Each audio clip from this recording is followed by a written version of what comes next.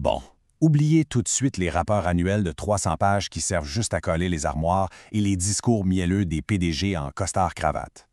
Aujourd'hui, on va décortiquer une arme de destruction massive financière, le truc qui donne des sueurs froides aux directeurs financiers et qui révèle toutes les combines. J'ai nommé le tableau des flux de trésorerie.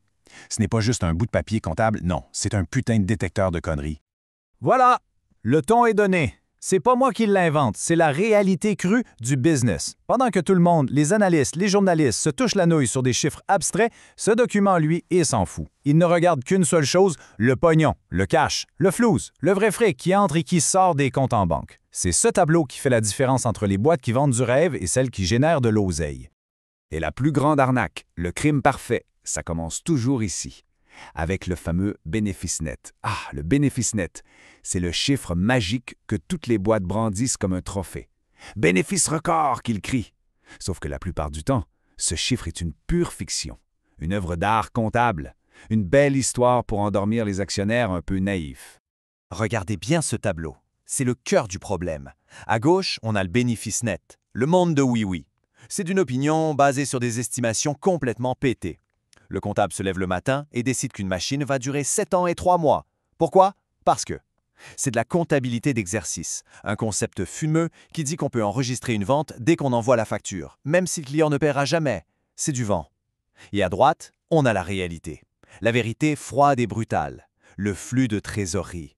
C'est pas une opinion, c'est un fait. C'est le pognon qui est vraiment entré dans la caisse. On s'en fout des promesses, on veut voir l'argent. Point final. Alors, pour démasquer cette escroquerie, on a besoin d'un outil d'enquêteur, d'un scalpel de chirurgien, et cet outil, c'est le tableau des flux de trésorerie. C'est lui qui va nous permettre de suivre le fric à la trace, de voir où il va, d'où il vient, et de comprendre ce qui se trame vraiment derrière les beaux discours. Et cette enquête, elle se déroule en 3 actes, 3 scènes de crime à analyser. D'abord, les opérations. C'est la question la plus simple mais la plus vitale. Est-ce que le business de base, le cœur du métier, gagne ou perd de l'argent? Ensuite, les investissements. Où est-ce que la boîte claque son pognon pour acheter des trucs utiles ou pour les projets débiles? Et enfin, le financement. Quand la boîte est à sec, comment est-ce qu'elle trouve du fric? En suppliant les banques ou en arnaquant ses propres actionnaires? On commence dans le plus important, le cœur du réacteur. C'est là que tout se joue. Cette section répond à une question simple. Est-ce que cette entreprise a une foutue raison d'exister? Est-ce que son modèle économique tient la route ou est-ce que c'est juste une magnifique machine à brûler du cash? Le flux de trésorerie opérationnel, ou CFO, c'est le test de vérité ultime. Si ce chiffre est négatif, ça veut dire que l'activité principale de la boîte coûte plus cher qu'elle ne rapporte en cash. C'est un zombie financier. La boîte a l'air vivante, elle fait des ventes, mais en réalité, elle est morte de l'intérieur et elle se vide de son sang. Sauf pour une jeune start-up qui investit à fond. Un CFO négatif qui dure, c'est le début de la fin. C'est la quasi-faillite assurée. Et alors, comment on calcule ce fameux CFO? Accrochez-vous, c'est presque une blague. C'est d'une logique tordue qui en dit long sur la comptabilité. On commence avec le chiffre le plus bidon qui soit, le résultat net, le pipeau. Ensuite, on y rajoute toutes les dépenses qui n'ont jamais existé en vrai, comme l'amortissement. C'est juste une écriture comptable pour dire « Ouais, nos machines vieillissent, il n'y a pas 1 euro qui sort de la caisse. » Et enfin, le coût de génie.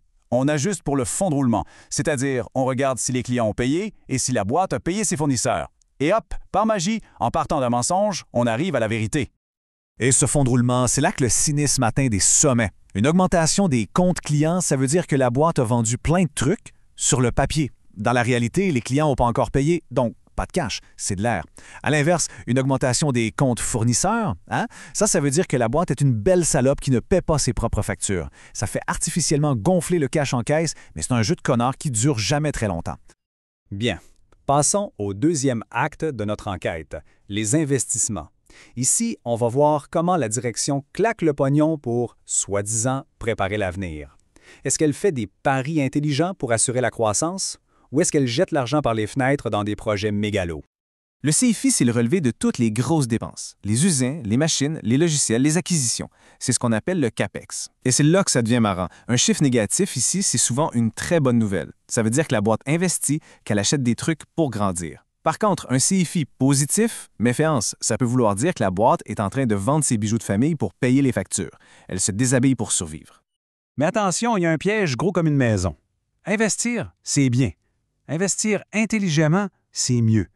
Si une boîte balance des centaines de millions dans de nouvelles usines alors que ses ventes stagnent ou s'effondrent, c'est qu'il y a un connard aux commandes. Un mec qui finance des projets de merde, probablement pour son propre ego, en cramant le pognon de ceux qui lui ont fait confiance. L'investissement, ça doit servir de la croissance, pas la gloire du PDG. On arrive au dernier acte, le financement.